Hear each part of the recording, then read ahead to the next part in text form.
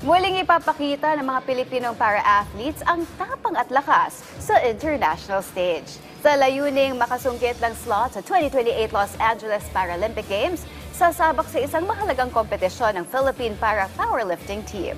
Para sa detalye, narito ang report ni teammates Sabel Reyes.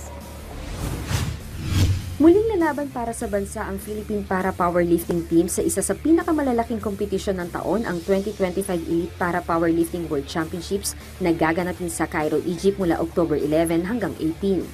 Ang torneo ay hindi lang basta world competition, kundi mandatory event ito para sa mga atletang gustong makapasok sa 2028 Los Angeles Paralympic Games. Bukod pa rito, qualification event din ito para sa 2026 Asian Para Games na gaganapin sa Nagoya, Aichi, Japan. Target ng Philippine Para-Powerlifting Team ang makakuha ng tiket patungong LA Paralympic Games. Mula sa performance sa kompetisyong ito, dito huhugot ng puntos ang mga atleta para sa ranking patungo sa mas malalaking international events. Ayon kay Philippine Para-Powerlifting Coach Adeline Dumapong, ito na ang simula ng tunay na laban para sa 2028 Paralympics. This is the first mandatory competition. The team is great. The team is doing good. Siyempre, mataas naman ang moral kasi sa tingin ko, compared to when I was an athlete, siyempre, in terms of support from the government through PSC and siyempre yung aming sariling NSA, no, ang PhilSpada, malaki na ang in-improve. As in, sobrang laki. Dagdag pa ni Coach Adeline, ang World Championship sa Egypt ay isa sa critical na hakbang para sa mga atleta, lalo na sa mga baguhan upang maranasan ang bigat ng international competition. To be candid about it, we really do not know kung sa medal standing. Kasi sabi ko nga sa'yo, the best of the best talagang nandyan. Dalawa lang ang veterano nating pupunta, si Meridol at saka si Jinky. Lahat yung apat ay unang world championship nila to. So titignan natin, maganda to na makita nila kung sino yung mga kalaban nila. I think it will be a very good motivation for them na pwede pala nilang ma-reach yun.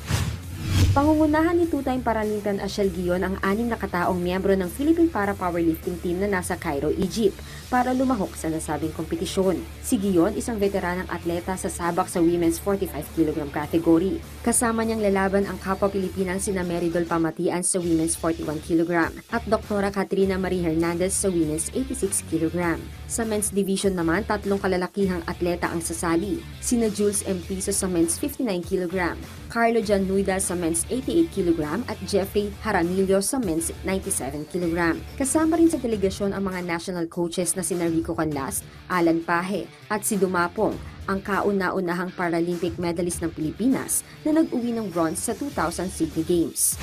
That's the ultimate goal naman of each athlete, diba?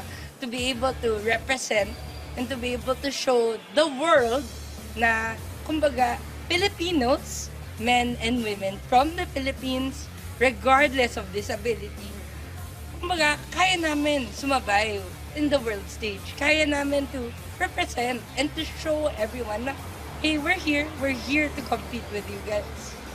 So, that's the ultimate goal na gusto po namin.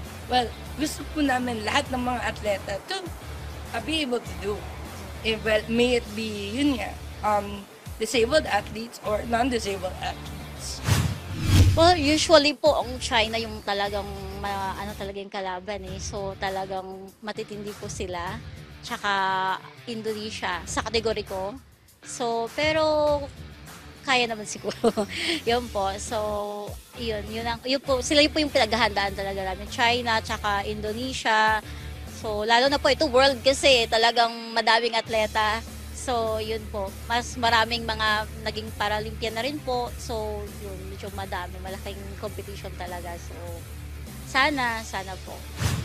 Magiging sukatan ang World Championship sa Egypt hindi lang ng lakas ng bawat atleta, kundi ng kahandaan ng buong national team sa mas mataas na level ng kompetisyon. Sa tulong ng kanilang coaches at suporta mula sa pamahalaan, umaasa ang koponan na makakapagbigay ng magandang performance at maipagpapatuloy ang kampanya hanggang sa Los Angeles 2028. Sabel Reyes para sa Atletang Pilipino, para sa Bagong Pilipinas.